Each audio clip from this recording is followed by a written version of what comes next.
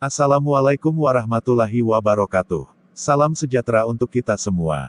Puji syukur atas nikmat yang Tuhan limpahkan untuk kita, semoga diberikan kesehatan buat kita semua, kawan-kawan dan Bapak Ibu yang saya hormati. Saya sangat senang bisa berbagi materi kepada kawan-kawan dan Bapak Ibu sekalian. Selama 5 menit ke depan, saya akan menjelaskan kepada kawan-kawan dan Bapak Ibu mengenal lebih dekat dengan e-commerce. Di akhir presentasi ini, nantinya kawan-kawan dan Bapak Ibu dapat memahami mengenal lebih dekat dengan e-commerce. Sebelum saya menjelaskan presentasi saya ingin memperkenalkan diri terlebih dahulu. Nama saya Teuku Abdurrahman, saya mahasiswa Universitas Maliku Saleh, program studi Sistem Informasi, mata kuliah, Media Sosial dan Pemasaran. Langsung saja ke pembahasan presentasi kita, yaitu mengenal lebih dekat dengan e-commerce.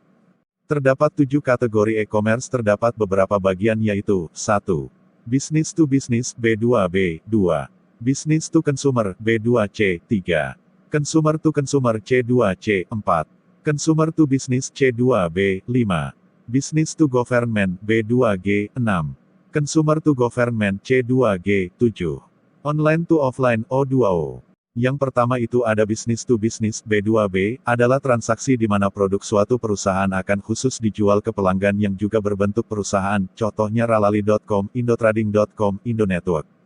Yang kedua ada Business to Consumer, B2C, di mana produk atau jasa yang dijual dari perusahaan ke konsumen perorangan. B2C layaknya tuk retail yang memiliki produk eceran untuk dijual. Yang membedakan dengan tuk retail konvensional adalah proses transaksi yang sepenuhnya dilakukan secara online, contohnya Bineka.com, Lazada.co.id.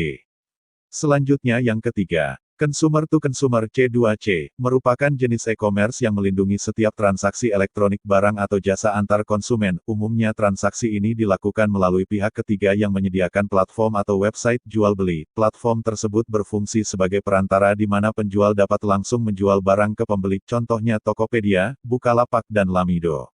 Yang keempat, Consumer to Business, C2B, adalah transaksi penjualan dari konsumen ke perusahaan. Salah satu contoh transaksi C2B adalah konten kreator yang menawarkan karya ilustrasinya kepada perusahaan tertentu, contohnya Google AdSense dan iStockfoto.com.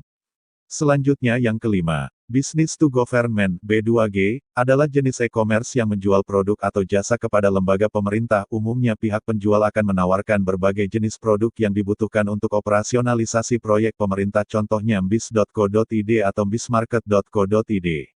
Yang keenam, Consumer to Government, C2G, merupakan proses transaksi elektronik yang dilakukan oleh individu kepada lembaga pemerintah seperti contohnya pembayaran pajak atau iuran BPJS. Jenis bisnis B2G atau C2G mempunyai tujuan yang sama, yaitu meningkatkan efisiensi dan kemudahan penggunaan layanan pemerintahan dengan hubungan teknologi dan informasi.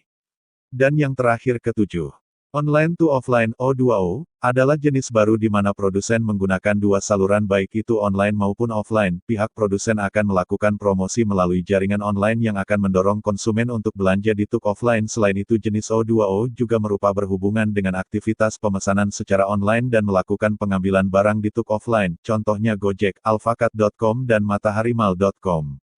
Keuntungan menggunakan e-commerce, tidak ada batasan geografis, biaya lebih terjangkau, memudahkan pencarian bagi pelanggan dan menghemat waktu. Bagaimana cara memulai berjualan di e-commerce? Memilih produk yang akan dijual, pikirkan bagaimana dan di mana cara mendapatkan produk tersebut, apakah akan membuat sendiri, mengambil dari pemasok atau menjual sebagai reseller, kemudian uji apakah produk tersebut layak untuk dijual. Riset, persiapan dan merancang bisnis. Setelah mendapat produk dan menilai potensi jualnya dan menemukan pemasok produk tersebut, maka dilanjutkan dengan membuat rancangan bisnis. Rancangan bisnis akan menjadi peta yang membantu jalannya operasional bisnis. Tentukan metode pembayaran transfer bank KRIS. Kegunaan QRIS dapat menerima pembayaran dari mana saja, tidak hanya terbatas pada penyedia dompet digital. Mobile banking yang sudah dilengkapi QR scanner seperti BCA, CIMB Niaga, Maybank, dan Sinarmas pun bisa. Jadi, pelanggan pun lebih fleksibel dalam bertransaksi di merchant Anda, cash, dan terakhir e-wallet. Pilih e-commerce untuk berjualan. Karena e-commerce memudahkan bisnis online untuk meluaskan jangkauan tanpa terbatas oleh area geografis. Cara ini akan menawarkan produk dan layanan kepada pelanggan di seluruh dunia, terlepas dari jarak dan zona waktu.